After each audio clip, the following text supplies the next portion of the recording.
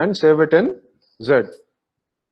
When you write a program to add two numbers, this X and Y, you will call it as variables. We say it as a variable because it is essentially, think of a variable as a container, right? So variable is essentially a container that can hold values of different types, right? We'll talk about variables, types, etc. in Python language as we start our coding journey in Python. All right, so for now, you just think of these as some kind of containers that holds numbers. So X is a container that holds an integer number, and Y is a container that holds a integer number.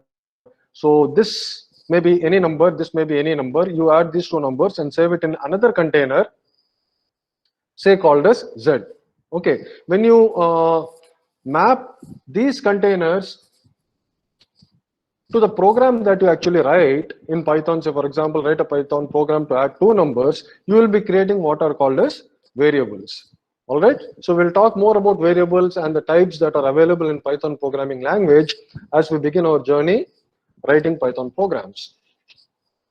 All right, guys, any doubts?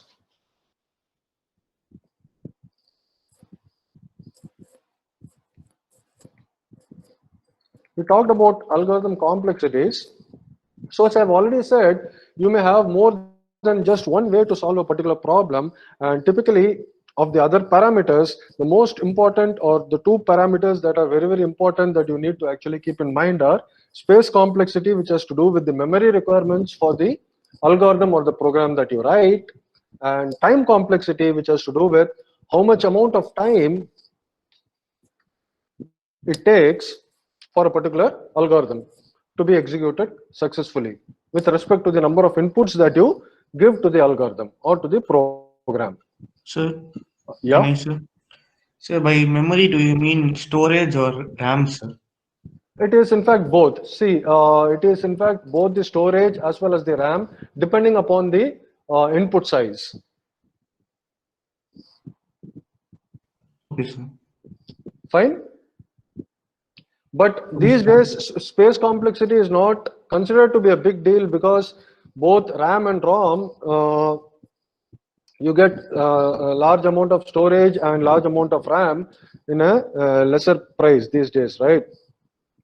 So although space complexity is a parameter, it is not a big deal with respect to algorithm efficiency these days, right? The most important parameter is the time complexity, how fast your algorithm or your program executes with respect to this size of the input or the input size. Sir, actually, but space complexity will be related only to RAM, right, sir? Because when executing a program, the variables will be stored in the RAM. Correct. When you are executing the program, the variables are all available in the RAM only. So yes, directly it is related to the RAM, but yes, there is indirect relationship with the storage as well. Okay, sir, thank you. Yeah, this basically is because it depends upon the nature of the program that you write. So the nature of the program might be something that actually fetches data from the database, right? And your input might be some kind of specifications or storage that you put it into the database, and your database say grows exponentially, right? So it is correct. Directly it influences the RAM, but it is also the case that ROM might, or the storage space may also be considered or taken into account depending upon the kind of problem that you're trying to solve. Okay, sir, understood. When we import libraries from the Python, something like that, it will be affected ROM, right? It is not only with respect to the libraries that you make use of. Multiple libraries you make use of, more the space on the hard disk, etc. That is also there. But apart from that, say for example, you are writing a Python program and also you are having a database as well, right? And your database is available or stored in another machine or another computer dedicated for the storage of all the data. So your data machine has nothing to do with your program, but it is indirectly related. For example, I'm just trying to give you a hypothetical complex example. Say I've got Yes, two sir. machines. So you have a client machine wherein your Python program is running, and you've got a middleware machine wherein your database is available, right? So in this particular case, yes, the database machine which has got huge amounts of terabytes of data is also a parameter with respect to space complexity. Yes, sir. Understood. Thank you, Fantastic. sir. Yeah. Guys, clear? So space complexity and time complexity are the two important parameters with respect to the efficiency of an algorithm. We talked about, or we just got started with the building blocks of algorithm. We talked about what a statement is. A statement is nothing but the instruction that you write in the algorithm. So each instruction that you write in the algorithm will get converted into what are called as statements when you write the program. So when you write a program, you write statements, right? So you can map instructions in algorithm to statements in programs, right? So it is essentially an execution unit, right? Every instruction will be executed, right? So that it does some kind of job, right? So it is essentially an execution unit. We talked about state. So what is a state? State is nothing but it's the process transition, or state is nothing but the value of a particular container at a particular instant in time. So that is essentially a state, right? So when I say container, remember like we saw z is equal to x plus y, x, y, z, all are containers. Those containers, when you represent them in a program, they are called as variables, right? So the state is nothing but what value a particular container or the variable is holding at a particular point in time, right? So that is called as a state.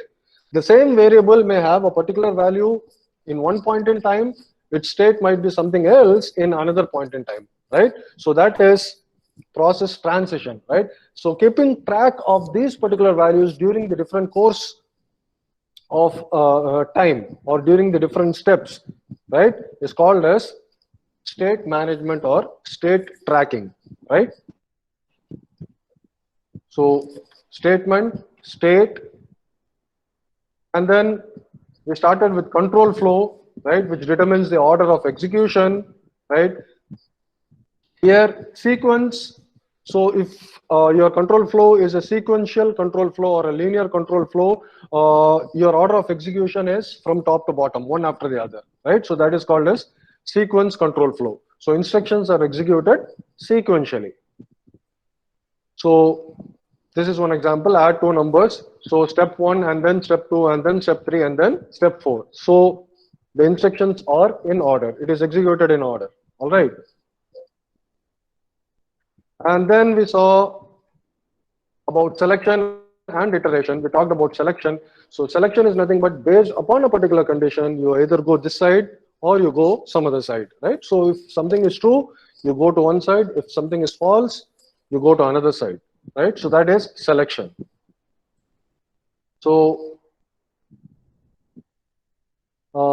this is a pictorial representation of selection control flow, right? So this pictorial representation is part of a diagrammatic representation that you guys can make use of when you represent a particular problem using a flowchart as an approach to solve that particular problem. So this is a flowchart approach. So here you see this particular box or a trapezium shows whether a particular condition is true or false. This is used for conditional representation. So if this condition is true, you do this, otherwise you do this, right? And then you exit or you quit from the program. And as an example, whether a particular number is even or odd, right? You can get a number, say that particular number is stored or available inside a container called as x, right? And if this container having the value x, which is a number, when divided by 2 gives a remainder 0, right? That particular number or the container is an even number. Otherwise, if the remainder is not 0, you say that particular container, which is x, is an odd number, right? So you see here, the order of execution is not sequential or it is not linear, because see, if this condition is true, this is executed, right? This is not, step 3 is executed and step 4 is not executed. If this condition is false, right, this is executed and this is not executed. All right, so this is not sequential or this is not linear. This is called as selection. Based upon a particular condition, either do this or do that. All right, guys, understood?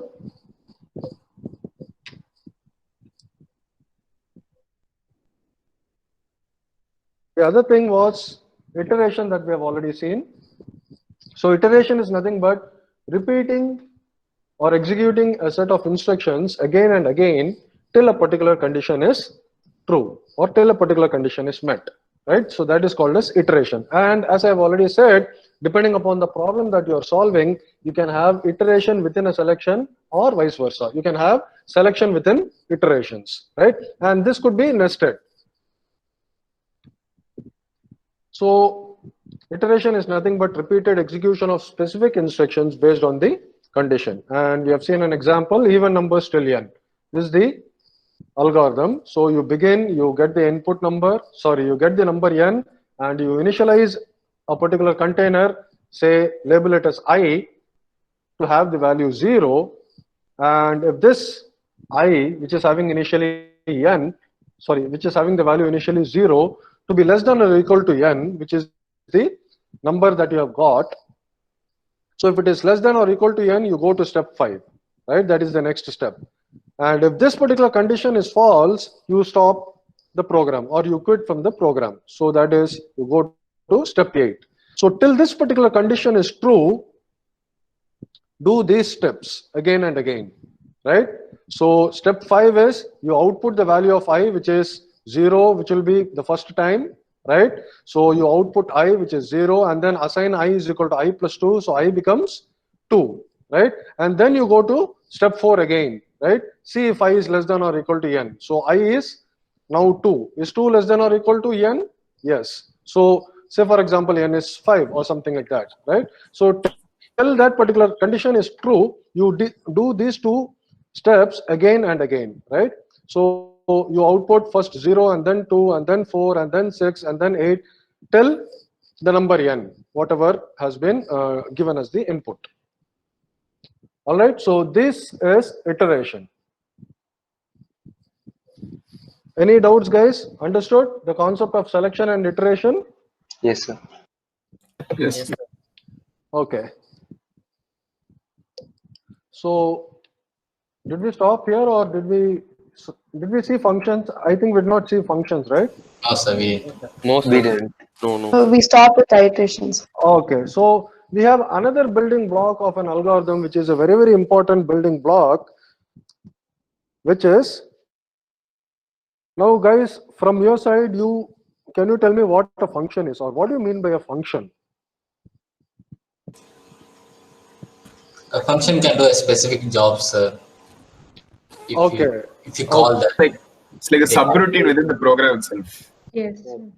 Beautiful, exactly correct. So a function can do a specific task. So with this particular definition, if I then ask you, then what is the difference between a function and a program? A program can also do a specific task.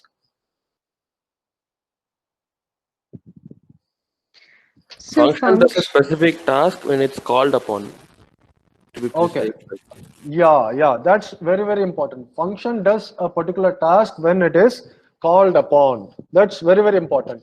See, can I put it this way? So function is something that does a specific task and which has a label, right? So you call that particular function. So you name it, right? So it is essentially a unit with a name. Can I put it that way? It is essentially, a function is essentially a unit with a name that does a particular task when it is called. Yeah, so somebody said subroutine. Yeah, so that is also correct, right? So you can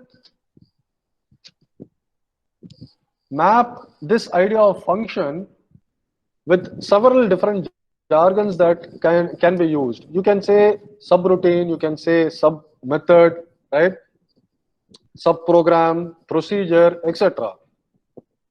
Right? So all this refer to the same idea, right? But there is a very simple yet related difference between a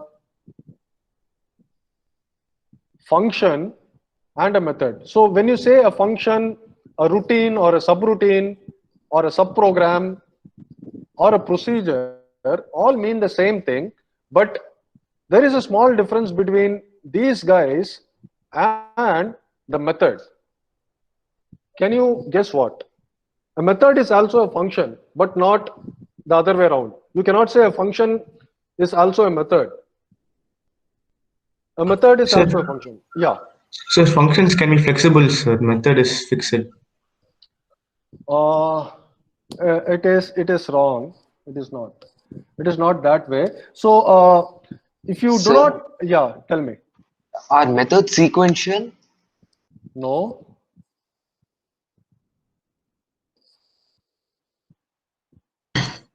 So a function always returns a value. A method need not return a value. No, function returns an. A function returns a value, but a method need not return a value. Function also may not return sometimes value. No, a method can also return a value. A function can return the type, it can also return untyped. No, both can do both things.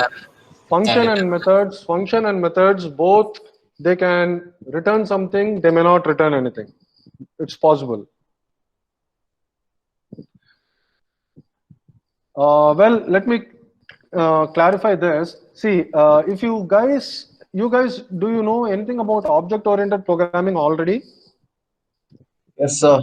A bit, Yes, sir. sir. Yes, sir.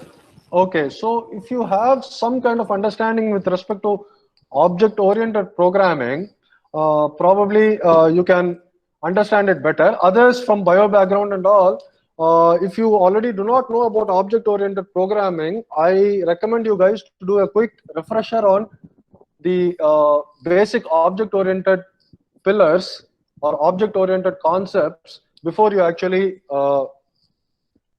see the other topics with respect to Python programming, because Python, everything in Python is an object essentially. All right, so you guys need to have a small or basic understanding of what basically is object-oriented programming, or at least the aspects pertaining to object-oriented programming before you actually dive into the Python programs. All right, so guys who already know about methods, let me tell you. See, object-oriented programming, typically you have got objects, you have got classes, right? So, guys, you know about classes and objects, right? In object-oriented programming. Yes, sir. Yes, sir. Okay. Yes, sir. Okay. Yes, sir. Yep. Yeah, fine. So, when you create an object for a particular class, you invoke methods that is available in that particular class corresponding to the object that has been created for the class, right? Yes, yes. Yeah. So what are those methods? Can you say those methods are functions? Yes, sir. Yes. So methods are nothing but functions that you write within a particular class, right? Yes, sir. Yes, sir. Yeah. Yes, sir. See, so that is the difference. See, when you write a function by itself, which is not a part of a class, say for example, when you write a function within a C program, you don't call that function as a method, right? Yes, sir. Yeah, that basically is the difference. But otherwise, functionally, it is the same thing, right? You just call a function when you write a program that supports object-oriented programming, you call that as a method. That's it, right? So, as I've already said, when we write Python programs, right, we will be essentially writing methods. Okay, because everything in Python is an object, right? So we'll be essentially writing methods. But you can either way refer to it, either way call it as a function or a method, because it is not going to impact much. Right? Any doubts or clarification in this understanding, guys?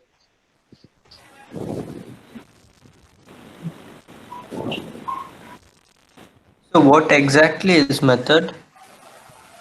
Is it like when we call an object, suppose we need to give value to a private variable in a class, that time we use a technique, right?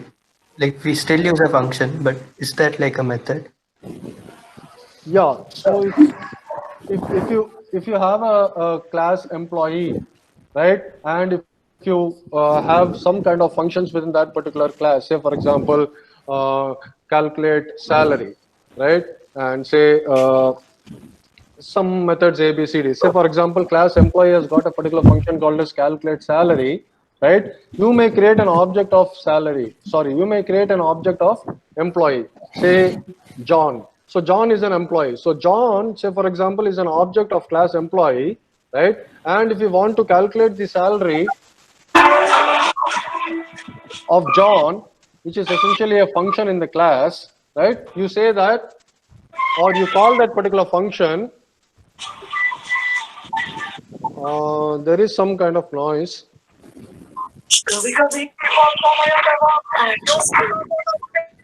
Can you?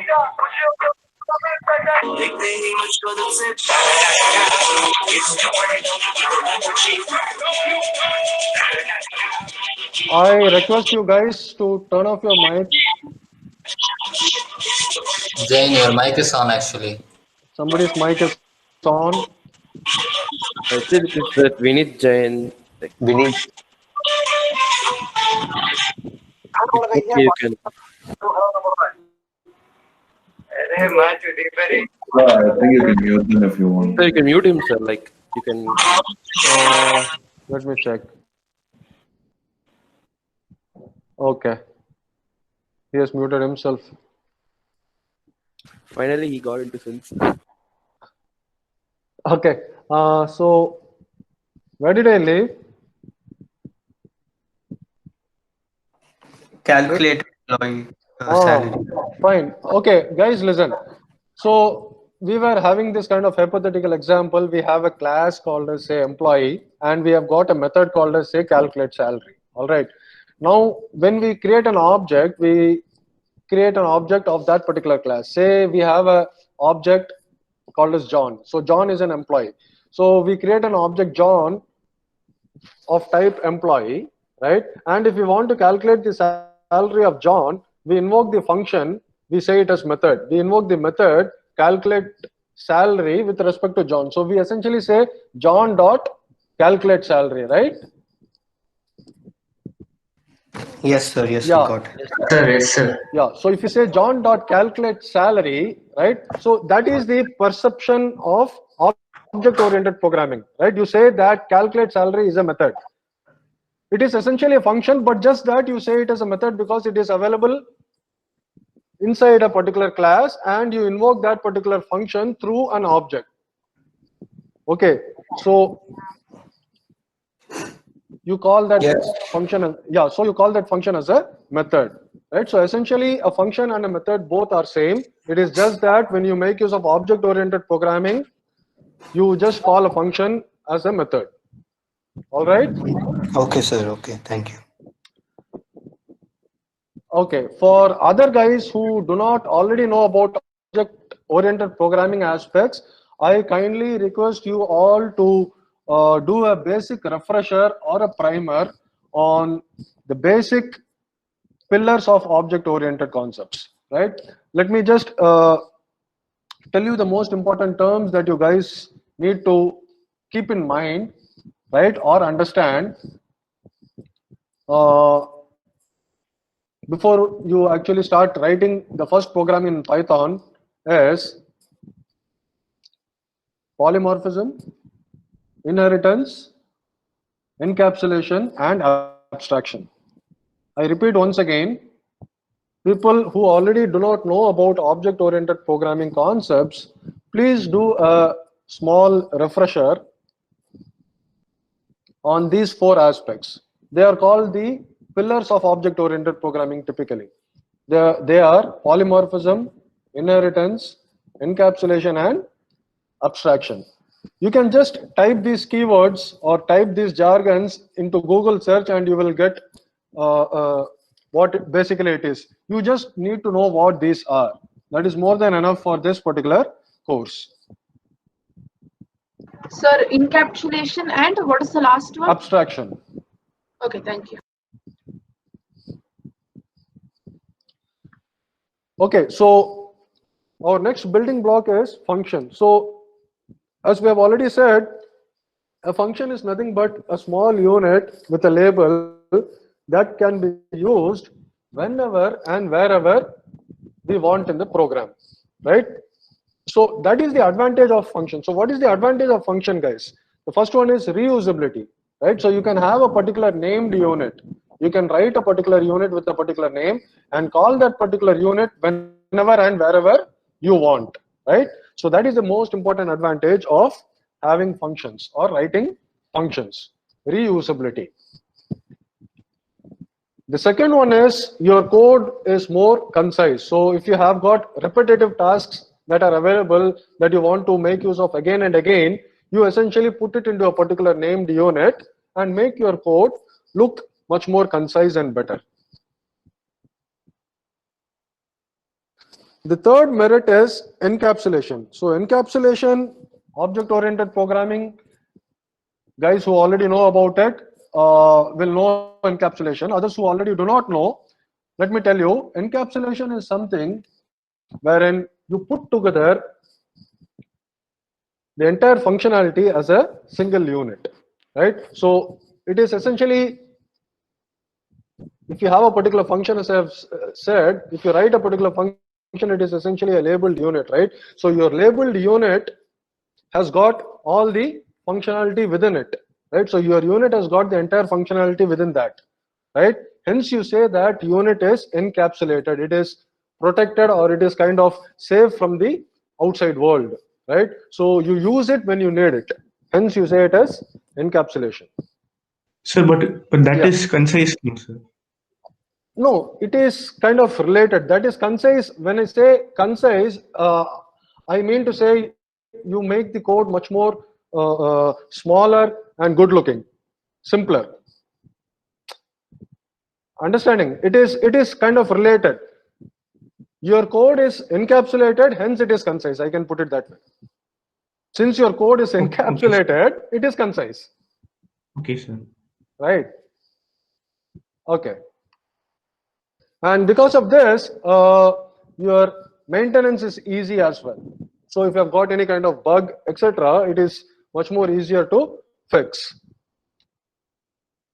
Testing is easier, right? So if you have got a complex program, right, and if you break down that particular program by writing modular functions, so that is called as modularity. If you modularize your particular code into small chunks that makes use of multiple functions, right, that makes use of, or that makes that particular program or the algorithm to test easily as well, right? So you will learn more about software testing as well in detail in your future course. But these are the main advantages of writing and using functions. All right, guys.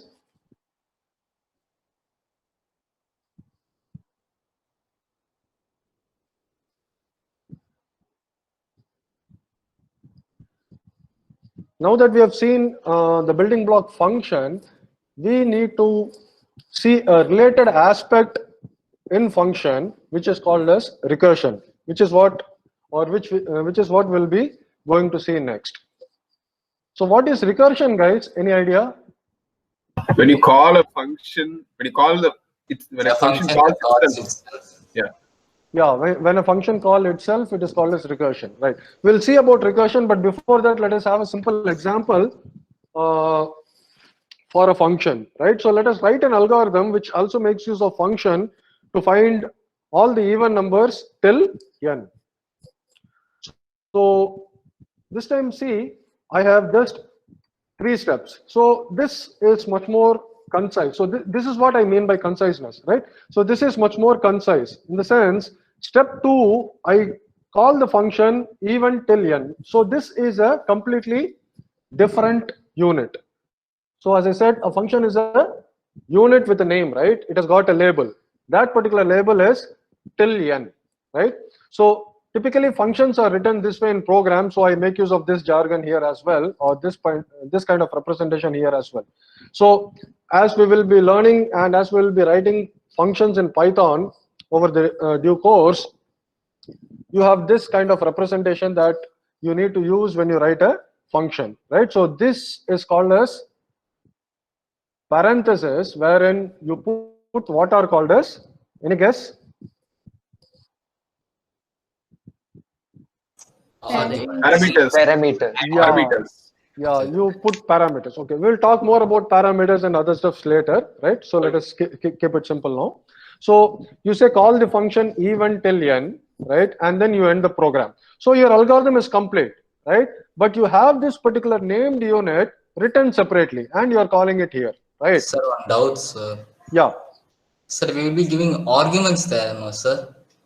We are Yeah. calling the function, so it's not parameters. Yeah, so both are related, but there is a small difference. What is the difference between an argument and a parameter? Parameters are used when we define the function, and Correct. arguments are used when we call the function. Yeah, so to be more correct, actually, they are arguments only. So sometimes it is used interchangeably once we know that what we are talking about. All right?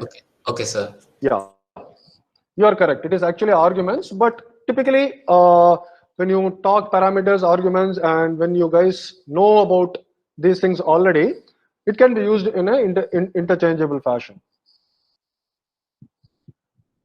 Okay, so this is your named unit, even till n, and then you write your function separately, right? So your named unit is even till n, and here you write your actual functionality, right? So this is called as encapsulation kind of, right? So you put your entire functionality within this particular unit, right?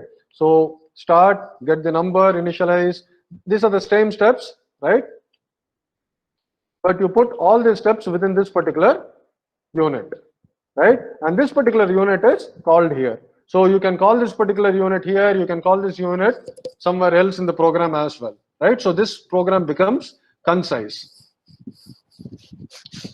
Clear, guys? Yes, sir. Okay. Yes, sir. So now let us understand recursion. As you guys correctly said, recursion is nothing but calling the function within itself, right? Now that you have said the answer, let me ask you one more question. Is recursion good or bad? Bad. Okay, why is it so? It takes, It more takes a lot space, of memory. and space, and Absolutely, absolutely. and Fantastic, it guys. also has a limit, sir. We can do only 2000 recursions, something like that. After that, if you do it, it will crash it. You'll crash the thing, no, sir. No, not necessarily, depending upon what you actually kind of do. But tell me this, like, why do you think like recursion makes use of more space and time? So the code for the function will be inside the function again. Okay. Okay, that's absolutely correct. But if that is the case, why do you think it adds up space and it is also time consuming? Sir, it checks all. It looks concise, sir. Even if. Yeah, it looks concise. That is the biggest advantage. It looks concise. It looks simple. It looks clean, as you can see here in this particular example, right? But the drawback, you have said it correct. But what is the actual reason for the space requirements and the time requirements? Sir, it checks all the conditions, sir. Even if certain condition is true, it goes on and checks the other conditions also. No, say for example, see this example. I'm just doing a factorial of a number using recursion, right? I just have a base case and then I just call recursion within that, right? So I have the base case. My base case is if n is equal to n, I say factorial is equal to 1. And then I return factorial, right? Which goes here. Otherwise, I say factorial is equal to n into factorial of n minus 1 and then return factorial. So it is concise. I am making use of functions, but why this kind of approach is not advised?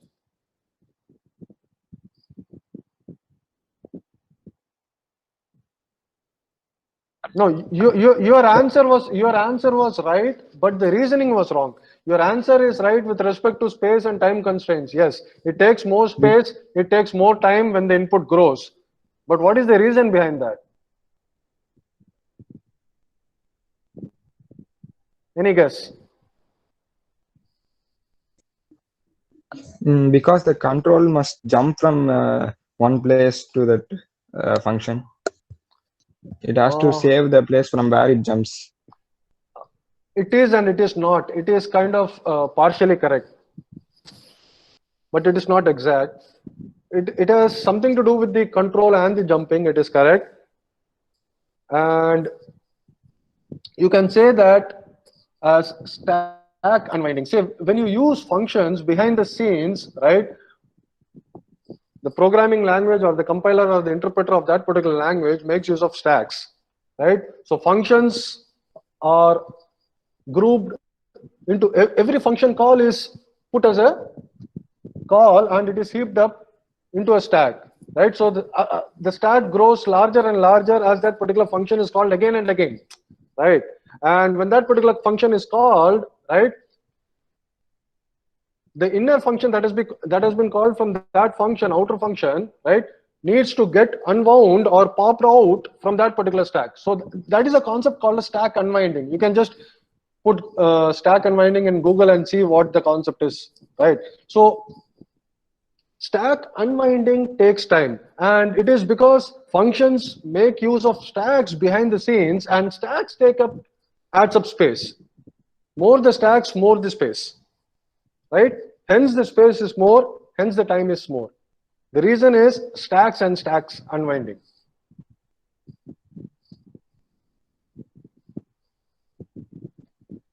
Okay, so that is recursion, and as far as possible and whenever you can, right, avoid using recursion.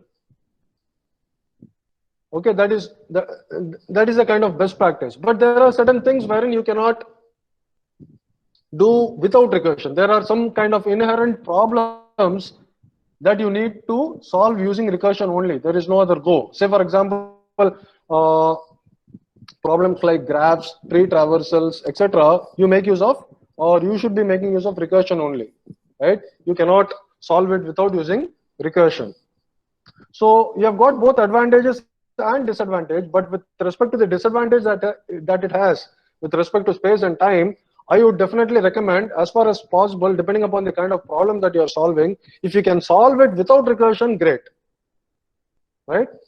Okay, so this particular example, see, I have made use of recursion, right? So in this particular example, I call the function called as factorial, and this particular function factorial, which is a subfunction, right? I do the factorial of a particular number using recursion, right? So I have a base case. See, you always need to have a kind of base case whenever you do recursion, right? To ensure that you quit out of the program. Otherwise, you will not be able to quit out of the program. And as you said, like, it might be possible that the program crashes and calls the function again and again, and it is in the loop forever, right? So that is the reason you have a base case, right? Base case is the case wherein you have a condition wherein you know that the program will quit at this particular time, right? So if n is equal to 1, right, then you just say fact is equal to 1 and then quit. That is, you return or go back to the main program.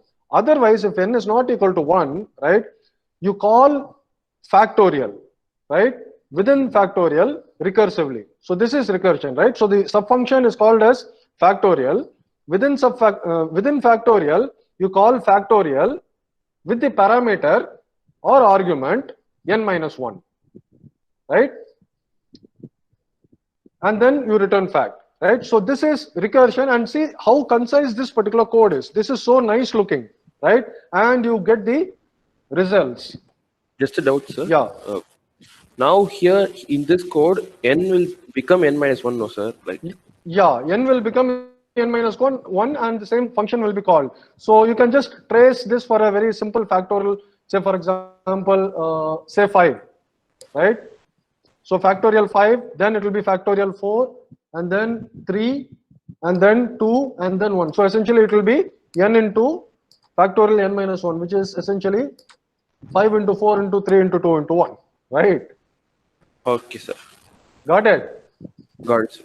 Yeah. See, this is very simple and this is nice looking, but as the number n increases, right, 2, 3, 4 or 5, it is okay. As the number n increases, right, this is not at all efficient. All right. So just try to write an algorithm to calculate the factorial of a number without using recursion, right? Although the steps might be a little more than this, right? But it is definitely much more efficient than having a solution using recursion. All right. So as I've already said, yeah. So the length of the program doesn't necessarily guarantee efficiency? No, of course not. Length of a program has nothing to do with the efficiency of it. Okay, fine. I thought it was more instructions and so on. Okay, thanks. Yeah. Yeah, somebody else is trying to ask. Anybody else having any doubt? So the big O notation for a recursion function will be huge, no, sir? Pardon? The big O notation for that is time complexity for a recursion. Yeah, time complexity or the big O notation for recursion, depending upon the nature of the recursive problem, might be in fact quadratic as well. Okay, sir. Yeah. So try to avoid it. Yes, sir. So as Sir? I said, yeah. So actually, what is the difference between recursion and iteration? See, both are totally different concepts. You can use iteration within recursion. That is possible. Okay, So, sir. so the idea here is recursion is essentially you call a function within a function. So if Sir, you I are- don't get you, sir. The recursion part. say for example, you define a function called as a, okay? Okay, sir. Within the function a, if you call a once again, that is called as recursion. Oh, okay. Okay, so calling function within that defined function is called as recursion. Oh, okay, sir. See, this is a function called as factorial. Okay, sir. This function contains a call to factorial within the definition. Okay. So within factorial, you call factorial again. Okay, okay. That is called as recursion. Oh, okay, sir. Whereas iteration is something different. Iteration is you have a block Okay, and sir. that block can be executed till you say it or till the particular condition is true. Okay. Okay. Yeah. Yes, sir. Yes. Thank you, sir. Yeah. All right. So we were talking about recursion. The advantage and disadvantages also we have talked about. So as I've already said, please avoid recursion whenever possible. So if you get a question like, do this using recursion, do that, right? So if it is like an independent call to you, just solve this problem, right? You can make use of any approach, right? With or without recursion, right? So if there is a particular question that solve this problem using recursion, right? Use recursion, right?